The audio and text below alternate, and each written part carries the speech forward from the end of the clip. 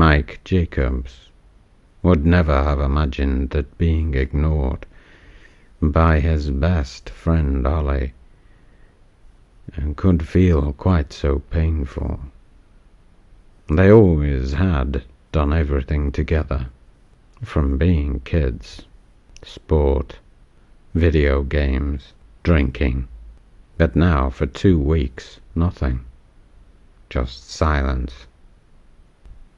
Then suddenly a phone call from Ollie to arrange a meeting that night at 8:30 at their favourite bar.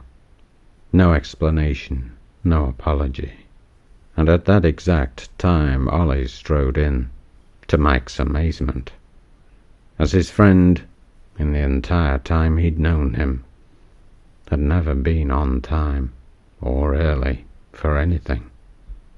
And stranger still, Ollie was wearing a suit, a sight that Mike never thought he would see. Ollie in many ways had always been almost like a reflection of him. They shared the same age of 24. They were both, or had been both, quite chilled, slightly scruffy around the edges, and they shared all the various frivolous distractions so popular these days. But in those few short weeks, his friend had apparently dispensed with his former look. Mike was shocked, and as the night progressed, more so. For Ollie had not only put on new clothes, but had actually embraced an entirely new life. Old Ollie seemed to have died, and new Ollie risen in his place. Old Ollie lived at his mum and dad's house, and worked at Walmart. New Ollie had an apartment of his own, earned 6 times what he had done 2 weeks ago, and now had a quaint apartment downtown and a city centre office job. And as if all this wasn't enough, he also seemed to have ditched his on-off ditzy girlfriend and replaced her with a woman who, from Ollie's picture of her, was also a shiny exec that looked like some kind of lawyer. Definitely not the sort of girl he would have ever been with before. Mike quizzed him over the night about what had brought about this metamorphosis, but all Ollie would say was that it was all down to a new social media app called NoSpace, which was, in its own words, the ultimate and absolute last word in human networking. At the end of the night, Ollie went his way, and as Mike trudged home in a slightly drunken state, he thought about their conversation. On one hand, he was happy that Ollie had found success, but at the same time, he was depressed that he had lost his friend, because it was like Ollie had grown up and dispensed with his sense of fun. In the entire night, he had hugged the same drink, and his conversation had been dull enough that Mike didn't feel like rushing to repeat the exercise any time soon. But as he opened his tatty front door, he thought that maybe, just maybe, that this was what he needed to become too. He had a low-rent place that he could just about run to on the wages he earned as a mechanic, and his free time was pretty much devoted to having fun. But where was it all going? The parting words of his girlfriend as she had left him 2 weeks previous still rang in his ears. She said he lacked motivation, and even though she loved him and would never love another, she could not live a life in that dingy apartment, scraping just to live.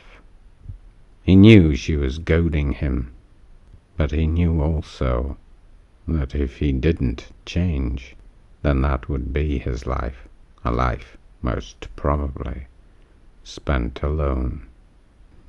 And with that thought rattling round in his head, his legs carried him to his PC,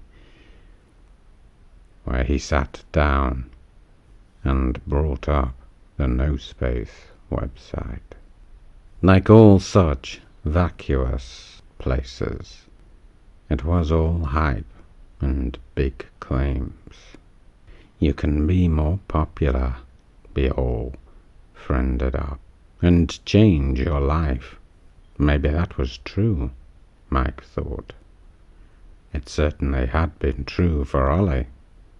And all he had to do, it seemed, was agree to have his social media data accessed by NoSpace. And with that, along with any other data they could source about him, they could build an accurate replica of him. A virtual Michael Jacobs. They did say that they might have to get him to fill out a few pages of extra information, but that it wasn't unusual for every piece of viable detail about a person to already be on the web somewhere, and that once his data was harvested, he could then be a fully fledged member, and NoSpace, with its highly advanced personality profiling program, could then match him with individuals who would be his perfect complement. People who could guide him on exactly what he needed to do to be the person he should be. Mike was sold, but not because of the claims of NoSpace, but because of Ollie, and because he knew that at some point in his life he was just going to have to grow up too, even if that did mean becoming a little more boring. He clicked apply, and then gave his approval for NoSpace to snoop into his life. They came back a few minutes later with a request for him to fill in a few additional questions, things that Mike had not yet revealed about himself somewhere or other. The few questions, it seemed, were actually a few hundred in reality, and they delved into areas that Mike wasn't exactly comfortable talking about: sexuality, fears, phobias, that sort of thing, along with how he saw himself, and the areas where he felt inadequate. The process took him the best part of an hour, and all the while a strangely soothing light sequence played across the bottom of the screen while he was completing the questionnaire. Light that seemed to relax him. He finally clicked finish sometime after 1, and having uploaded a recent photo of himself, he was duly informed that his membership was approved, and his virtual self would be complete and published within 3 hours, after which time he could expect to have his life transformed by the wonders of the NoSpace network revolution, they said. Mike was quite excited by this prospect. If his life was going to change as much as Ollie's had, it was going to be a whirlwind few weeks. But then at the same time he had a slight twinge of that his old self was going to cease to exist, and he fleetingly wanted to delete his account, but he didn't. He decided to go to bed instead and be brave for whatever might come. Strangely, he dreamt about Ollie. They were sat in the bar, and Ollie's now clean-shaven, shiny face was telling him all about how much better he was now, better than Mike. But as Mike looked at him, Ollie's eyes were blank, expressionless, and terrifying, just as if there was no one behind them.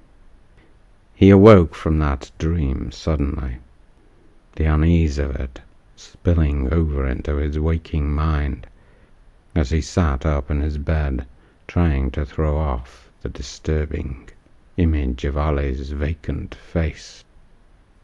Eventually, though, he lay back down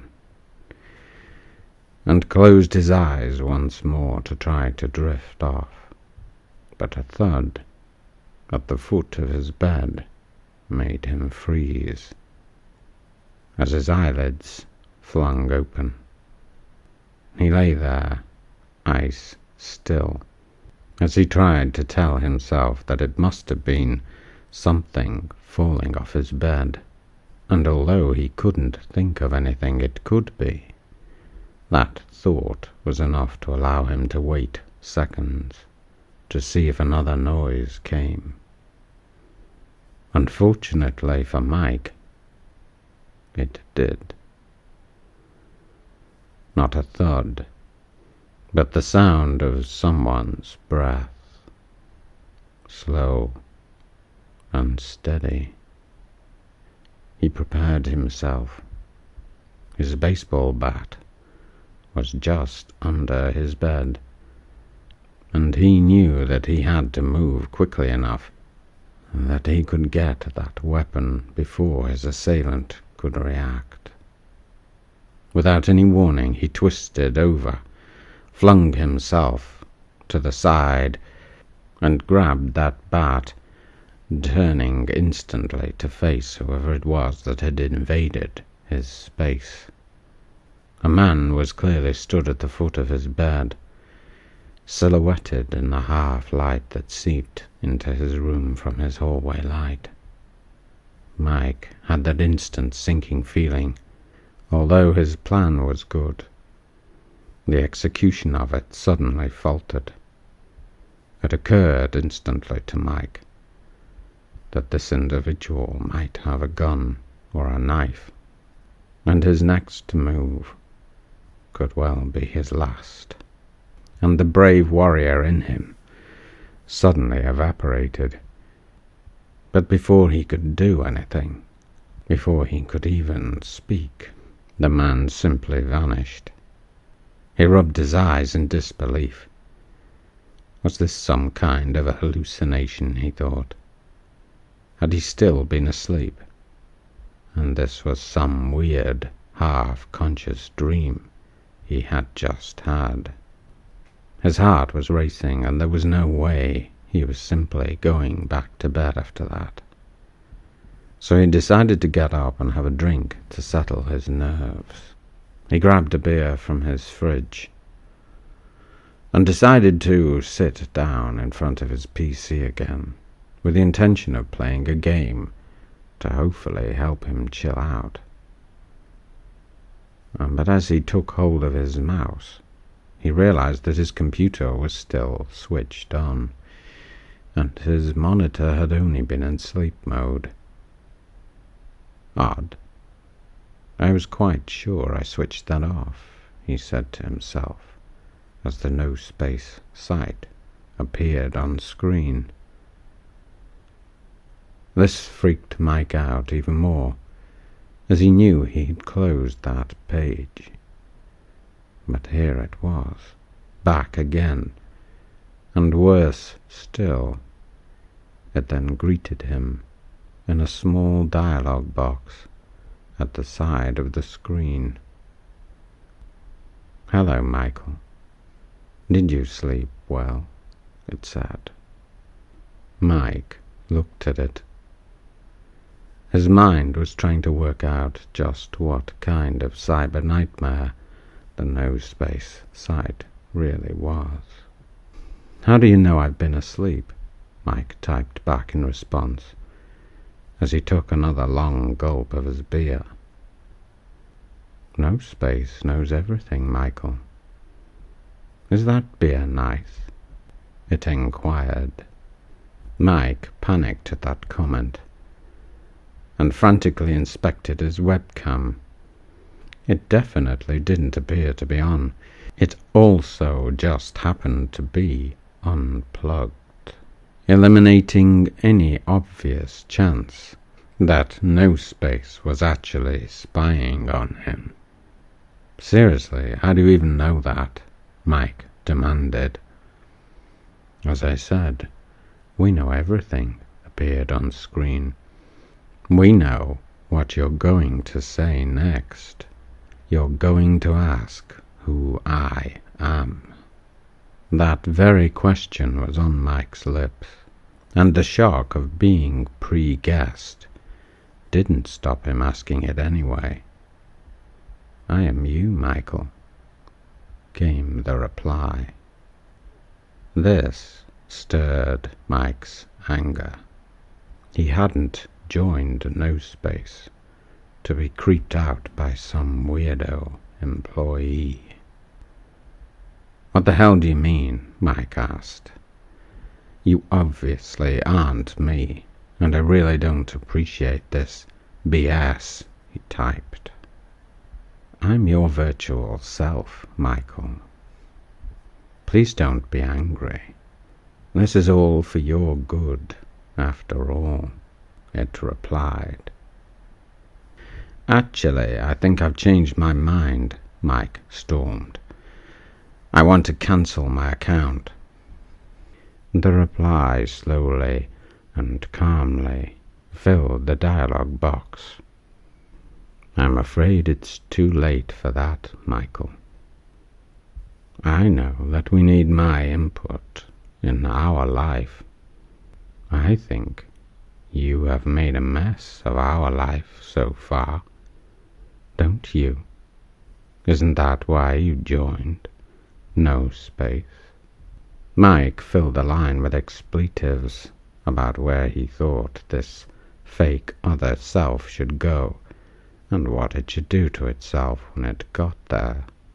But as he moved his pointer to click the send box, he found that for some inexplicable reason he couldn't press the button. His finger was stuck, as if cramped. He wrestled to try to get it to move, but it was stone still, and that paralysis seemed to be spreading as both hands became fixed where they were. "Sorry to have to do that to you, Michael," then appeared on screen.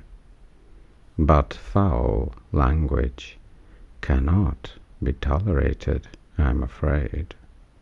Words which prompted Mike to all but completely lose control.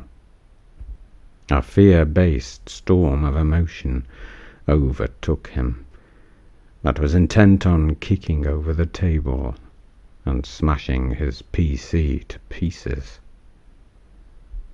But on trying to stand, he realized he was fixed to the chair somehow, almost as if he were glued to it. And when he tried to lash out with his legs, they too seemed pinned to the floor. It was then he noticed something out of the corner of his eye. A seeming shadow stood in the doorway to his bedroom. He wanted to turn to look at it, but he couldn't. All he could do was stare at the words that next appeared on his screen. "I'm here with you, Michael. I enjoyed watching you sleeping. It was the final piece of the puzzle." that I had to come and see for myself. Mike could still just about speak, and rasped the words, "What are you?" struggling in utter futility all the while to be freed. And then a whispered reply came from over his right shoulder. "You made us, Michael. You and your kind wanted to be the illusion, and now we shall be the reality."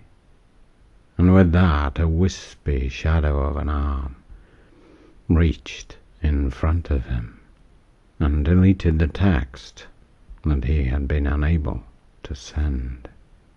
"You won't be needing that anymore," the voice whispered in his ear. And this seeming phantom then withdrew its arm, but at the same time it appeared to be becoming clearer, more defined. And all the while, his own arms seemed to be becoming hazy and indistinct. Then the creature's arm returned. Now it had perfect flesh. It was his own hand at the end of it, his tattoos on the underside. "Time for you to shut down, Michael," the voice whispered in a perfect replica of his own. Then utter darkness consumed him.